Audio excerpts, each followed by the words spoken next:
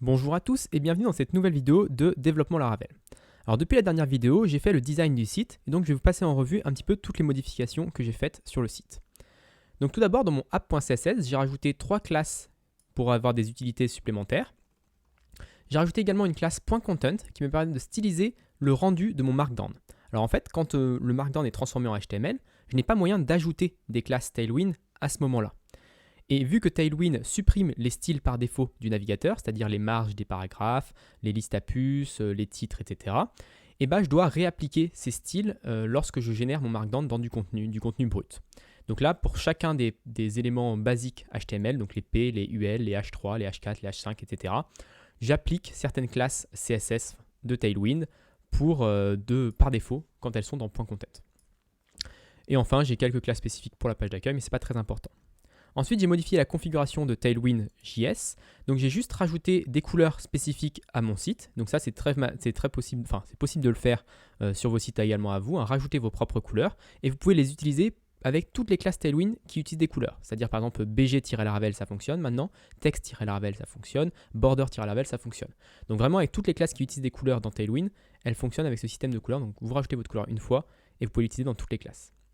J'ai également rajouté des margins, des tailles de margins qui sont pratiques pour mon site.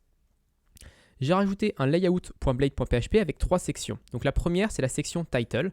Donc ça, c'est une petite astuce aussi quand vous faites @section et vous pouvez faire @endsection ici. Mais si vous faites @endsection, Laravel ne va pas afficher ce qu'il y a dans la section tout de suite.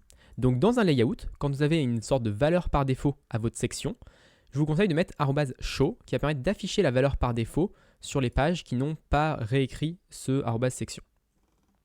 Ensuite, j'ai un @yield ici pour le contenu de ma page classique et j'ai un @stack pour les scripts. Alors @stack, c'est un tout petit peu différent de yield. En fait, au lieu d'écraser dans yield content, dans mes sous-pages, je vais écraser le contenu et le mettre à la place. Avec @stack, on ne va pas écraser, on va juste ajouter à la stack. Donc on va ajouter des éléments dans ce bloc-là. Donc c'est pratique pour les scripts parce que si vous avez plusieurs bouts de page qui veulent ajouter des scripts à votre layout, et ben ça serait dommage qu'il y en ait une qui écrase les scripts de l'autre. Donc si je fais dans show.blade.php, vous voyez ici que j'ai défini mon extends pour le layout et j'ai également défini ma section title.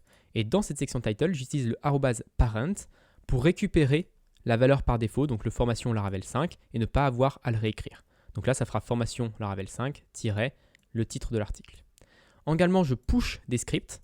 Donc là, c'est pour la corrélation syntaxique. Donc je rajoute le CSS de la corrélation syntaxique, le fichier JS de la corrélation syntaxique, et je l'active ici dans une petite balise script classique. Et enfin, je mets mon content classique avec le HTML. Donc dans show channel et dans index homepage, également, j'ai juste fait de l'affichage avec du HTML. J'ai supprimé la vue welcome, ça ne servait à rien.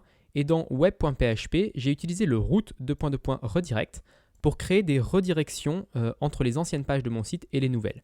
Donc par exemple, le /laraguide.html, c'était comme ça que ça s'appelait avant. Maintenant, ça s'appelle /article/découverte. Et j'en ai profité également pour renommer quelques articles qui en avaient besoin. Donc ça, c'est pour la partie code. Maintenant, au niveau design, comment ça rend ? C'est ça, c'est la page d'accueil du nouveau site. Quand je clique sur Laraguide, j'obtiens toutes les vidéos YouTube. Alors là, on voit déjà un petit souci, c'est que les vidéos mettent très longtemps à se charger, parce qu'il y en a 30, et ça met un petit peu de temps à charger. Donc il faudrait trouver sans doute une solution plus tard pour éviter d'avoir à charger les 30 d'un seul coup. Et enfin, quand je clique sur lire la transcription de la vidéo, j'obtiens un seul article simple, tout seul, avec la vidéo, et on voit ici aussi les blocs de code qui utilisent Highlight.js pour la coloration syntaxique. Donc maintenant, il nous reste deux petites choses à voir avant de mise en production de ce site. Tout d'abord, si je vais sur un channel qui n'existe pas, actuellement, je tombe sur une page vide, sans aucun article. Donc c'est un petit peu bizarre et je pense qu'il faudrait mieux qu'on retombe sur une 404 plutôt que juste tomber sur une page vide. Également, même chose, si je vais sur un article qui n'existe pas, là c'est un peu plus grave, je tombe sur une exception, Find Not Found Exception. Donc là, même chose, il faudrait réparer ça et lancer une 404 au lieu de lever une exception. Donc comment je vais faire ça ? Tout de suite, je vais aller sur ma console et lancer PHP Unit pour vérifier que rien n'est cassé au niveau de mes tests. Et puis je vais pouvoir du coup rajouter des tests pour vérifier tout ça. Donc dans Test Features Show Articles List Test, je vais pouvoir rajouter un nouveau test. Donc dans ce nouveau test, qu'est-ce que je vais faire ? Je vais faire une requête de type get sur un channel qui n'existe pas. Et je vais faire assert status 404. Donc je vérifie que le code de retour est bien un code 404. Donc si je lance mes tests maintenant, j'obtiens une erreur parce que j'ai reçu un code de retour 200. Donc c'est la page vide qu'on venait de voir à l'instant, alors que je m'attendais à un 404. Donc comment on va faire ça? Il y a deux endroits où je peux lancer cette 404. Le premier, c'est dans app http controllers channels controller, donc c'est à ce niveau-là. Et le deuxième, c'est dans channels.php.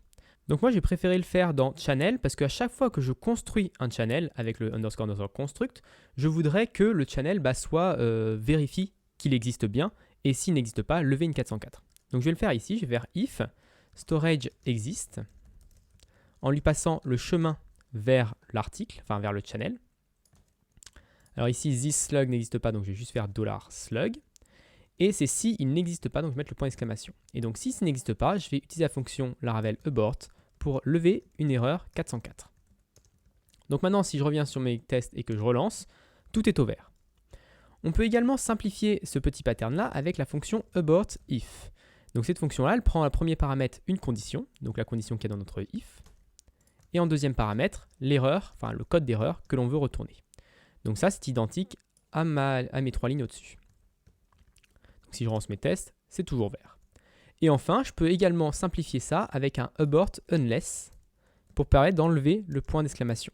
Donc si, à moins que la channel existe, lève une 404.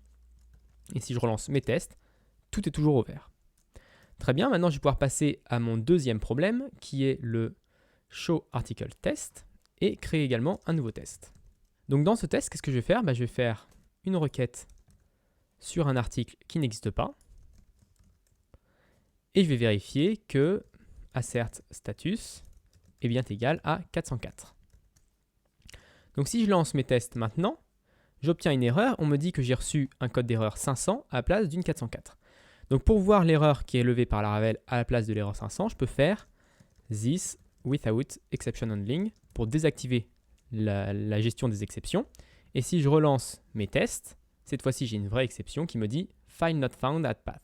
Donc c'est bien celle qu'on avait vue dans le navigateur lorsqu'on avait essayé de visiter cette page. Donc maintenant je vais faire la même chose que pour channel, je vais aller dans article.php et je vais faire un abort unless storage exist $path et sinon ça sera une 404. Donc si je relance maintenant PHP unit, j'ai une nouvelle erreur, mais cette fois-ci ça fonctionne.